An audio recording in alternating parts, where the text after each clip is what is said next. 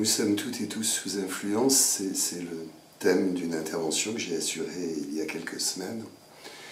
Et si chacun et chacune d'entre nous est conscient qu'il y a un certain nombre de comportements qui sont réservés à l'intimité et que la seule présence d'autrui nous amène à modifier, si l'effet témoin est un effet connu, nous ne faisons et nous n'intervenons pas de la même façon face à un accident, à un incident, lorsque nous sommes seuls et lorsque nous sommes plusieurs. Ces formes d'influence-là, tout comme le fait que nous pouvons le matin nous lever du mauvais pied et voir les choses en noir et prévoir que les choses vont mal se passer, et prophétie autoréalisatrice où les choses se passent mal, on est loin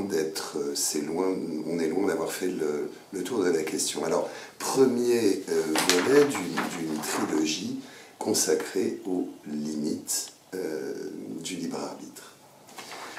Le libre arbitre, c'est la capacité de chacun et de chacune d'entre nous de faire des choix en toute liberté. Et nous pouvons être dans l'illusion que ce libre arbitre s'applique à tous les moments de la vie. Néanmoins, si on regarde les choses pour ce qu'elles sont, on est d'une part conscient que la publicité, les médias, télévision, réseaux sociaux, radio, influencent nos comportements de consommateurs ou nos préoccupations. C'est loin d'être la seule influence que nous subissons.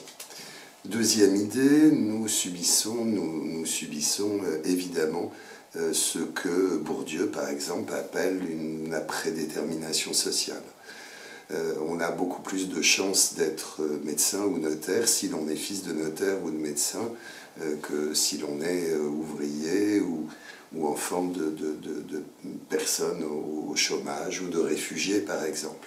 L'influence sociale passe aujourd'hui pour une évidence, l'influence du milieu social qui est le nôtre. On peut évoquer aussi avec Simon l'idée d'une rationalité limitée.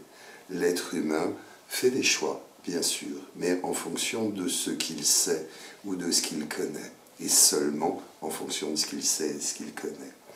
Quatrième type de limite au libre arbitre, l'éducation. L'éducation qui est la nôtre va, pour partie au moins, influencer sur nos comportements, sur nos opinions, sur les attitudes qui sont les nôtres. On peut évidemment également évoquer tout ce qui est lié à nos groupes d'appartenance. Le groupe auquel j'appartiens, avec son lot de préjugés ou de stéréotypes à l'égard d'autres groupes, influence là aussi mes opinions et mes attitudes.